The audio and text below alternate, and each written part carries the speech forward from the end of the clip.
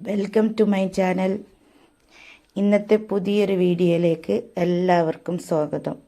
ഇന്നത്തെ വീഡിയോ എന്തെന്ന് വെച്ചാൽ, ഞാനിവിടെ കറിവേപ്പ് വെട്ടിയെടുത്തതിന് ശേഷം ഇവർക്ക് നല്ലൊരു വളം കൊടുക്കണമല്ലോ. അപ്പോൾ ഞാൻ എൻ്റെ കറിവേപ്പിന് എന്ത് വളമാണ് കൊടുക്കുന്നത് എന്ന് നിങ്ങൾക്ക് കാണിച്ചു തരാനും വേണ്ടിയിട്ടാണ് ഞാനിപ്പോൾ നിങ്ങളെ മുന്നിൽ വന്നിട്ടുള്ളത്.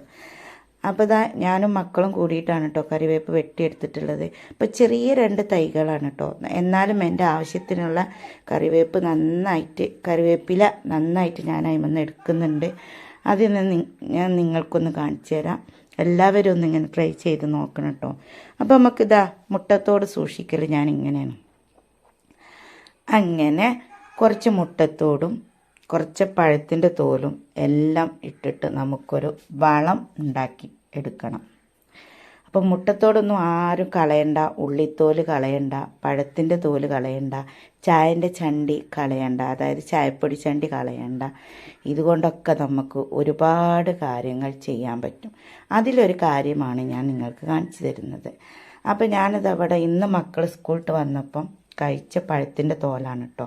ആ പഴത്തിൻ്റെ തോല് ഞാൻ നന്നായി ചെറുതാക്കി മുറിച്ചെടുത്തിട്ടുണ്ട്.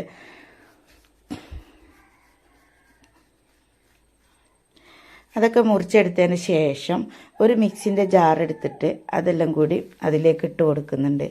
അപ്പോൾ ഞാൻ മിക്സിയിലേക്ക് ആ സാധനം ഇടുന്നതിന് മുന്നായിട്ട് മിക്സിയിൽ ഒരാൾ ഒളിച്ചിരിപ്പുണ്ട്. അത് നിങ്ങളാരും ശ്രദ്ധിച്ചോ?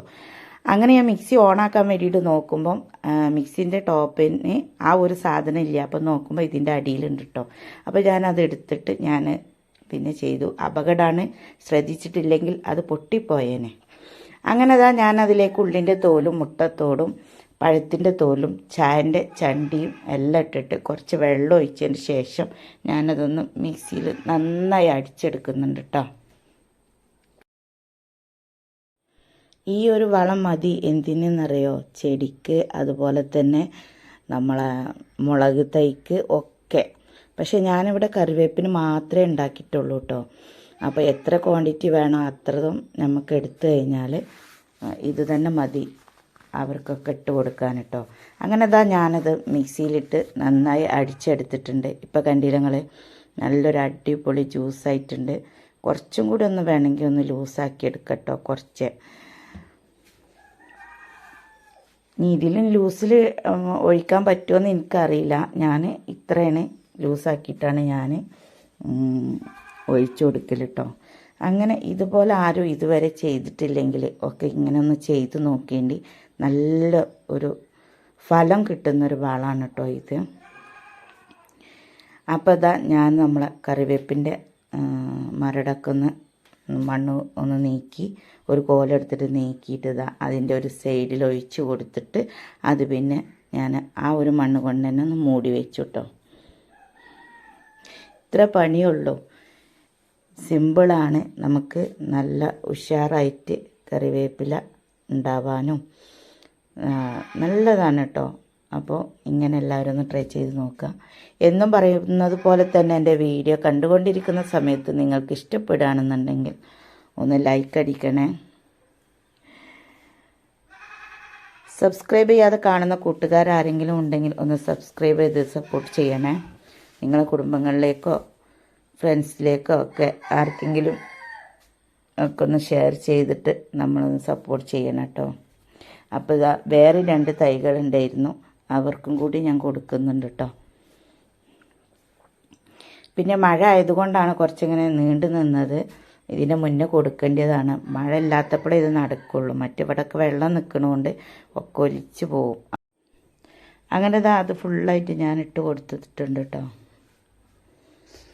പിന്നെ ആലിയാണ് ഫോണ് പിടിച്ചു തരുന്നത്. അപ്പം അങ്ങോട്ടും ഇങ്ങോട്ടും ആകുന്നുണ്ട്. എന്തെങ്കിലുമൊക്കെ പോരായ്മകളുണ്ടെങ്കിൽ നിങ്ങൾ ക്ഷമിക്കുക. ഇതുപോലെ എല്ലാവരും ഒന്ന് ചെയ്ത് നോക്കുക. നിങ്ങൾ എൻ്റെ വീഡിയോക്ക് തരുന്ന ഓരോ സപ്പോർട്ടും എനിക്ക് ഭയങ്കര സന്തോഷം തരുന്നുണ്ട്. പിന്നെ ഞാനിതാ മുട്ടത്തോട് പൊടിച്ചതുമായിട്ട് എൻ്റെ ഒരു കുക്കറിൻ്റെ അടി ഒരുപാട് കാലമായിട്ട് ഇതേപോലെ ഇങ്ങനെ കരി പിടിച്ചിരുന്നു. അപ്പോൾ ഇതിൻ്റെ മേലെ വേറൊരു പ്ലേറ്റും പോലത്തെ ഒരു സംഭവം ഉണ്ടായിരുന്നു, കറണ്ട് അടുപ്പത്തൊക്കെ വെക്കാൻ പറ്റിയ. അത് ഞാൻ എടുത്തിട്ടതിൻ്റെ ശേഷം ഇതിന് കളർ ഇങ്ങനെയാണ്. അപ്പോൾ ഞാൻ ആ മുട്ടത്തോട് കൊണ്ടൊന്ന് ചെയ്ത് നോക്കുകയാണ് കേട്ടോ. അങ്ങനെ മുട്ടത്തോട് കൊണ്ട് ലേശം ലിക്വിഡ് ഒഴിച്ചിട്ട് ഉള്ളും പുറവും ഒക്കെ ഒന്ന് നന്നാക്കി ഒന്ന് കഴുകിയെടുത്തപ്പോൾ നല്ലൊരു തിളക്കം കിട്ടിയിട്ടോ. ഫുള്ളായിട്ട് പോയിട്ടില്ല, എന്നാലും നല്ല ഉഷാറായിട്ട് കിട്ടിയിട്ടുണ്ട്. അപ്പോൾ എല്ലാവരും ഒന്ന് ഇങ്ങനെ ഒന്ന് ട്രൈ ചെയ്ത് നോക്കേണ്ടി, അടിപൊളിയായിരിക്കും. കണ്ട, ഉള്ളിലൊക്കെ നല്ല കറുപ്പ് കളറായിരുന്നു. ഈ കോഴിമുട്ടൊക്കെ പുഴുങ്ങി കഴിഞ്ഞാൽ, കുക്കറിലാണ് പുഴുങ്ങൽ, അത് കഴിഞ്ഞാൽ ഒരു കറുപ്പ് കളറാണല്ലോ, അതൊക്കെ അതിൻ്റെ മുട്ടത്തോട് കൊണ്ട് തന്നെ ഇങ്ങനെ ചെയ്തു. അപ്പോൾ എല്ലാവരും ഒന്ന് ഇങ്ങനെ ട്രൈ ചെയ്ത് നോക്കേണ്ടി. അടുത്ത ടിപ്പ് എന്താണെന്ന് വെച്ചാൽ, നമ്മൾ പഴമൊക്കെ കൊണ്ടുവന്ന് കഴിഞ്ഞാൽ പെട്ടെന്ന് കവർന്ന് മാറ്റിയെടുത്തിട്ട് ഇതുപോലെ ഒന്ന് പുറത്ത് വെച്ചാൽ മതി. എന്നാൽ എത്ര ദിവസം വേണമെങ്കിലും ഒരാഴ്ചകളോളമൊക്കെ നമ്മളടുത്തുനിന്ന് പഴം കേട് കൂടാതെ ഇങ്ങനെ സൂക്ഷിക്കാൻ പറ്റും കേട്ടോ. അടുത്ത ടിപ്പ് എന്താണെന്ന് നോക്കാം. നമ്മൾ പുട്ടൊക്കെ ചുടുന്ന സമയത്ത് നമ്മൾ പുട്ടും തൂക്കിൽ വെള്ളം ഇല്ലെങ്കിൽ അത് അടി കരിഞ്ഞു പോകുമല്ലോ അല്ലേ. അതിന് വേണ്ടിയിട്ട് നമ്മളിതാ കുറച്ച് കോയിൻ, ഞാൻ ഒച്ചപ്പാട് കൂടുതലുണ്ടായിക്കോട്ടെ എന്ന് വിചാരിച്ചിട്ട് കോയിൻ കുറച്ച് അധികം ഇട്ട് കൊടുത്തിട്ടുണ്ട്. കോയിൻ ഇട്ട് കൊടുത്തു കഴിഞ്ഞാൽ ആ ഒരു എന്താ പറയുക, അതിൻ്റെ ഉള്ളിൽ നിന്ന് ഒരു ഒച്ച ഉണ്ടാവും. അപ്പോൾ വെള്ളം വറ്റി കഴിഞ്ഞാൽ ആ ഒച്ച ഉണ്ടാവില്ല. അപ്പോൾ അതുകൊണ്ട് നമുക്ക് എന്താക്കാം, മനസ്സിലാക്കാൻ പറ്റും പുട്ടും തൂക്കിൽ വെള്ളം ഉണ്ട് എന്നൊക്കെ കേട്ടോ. അപ്പോൾ എൻ്റെ ഇന്നത്തെ വീഡിയോ ഇത്ര തന്നെ ഉള്ളൂ. എൻ്റെ വീഡിയോ എല്ലാവർക്കും യൂസ്ഫുള്ളാകുന്ന വീഡിയോ ആണ്. അപ്പോൾ എല്ലാവരും എൻ്റെ വീഡിയോ കണ്ട് സപ്പോർട്ട് ചെയ്യുക, ലൈക്ക് ചെയ്യുക, ഷെയർ ചെയ്യുക, സബ്സ്ക്രൈബ് ചെയ്യുക. പുതിയൊരു വീഡിയോ ആയിട്ട് വരുന്നത് വരേക്കും എല്ലാവർക്കും അസ്സലാമു അലൈക്കും. Thanks for watching.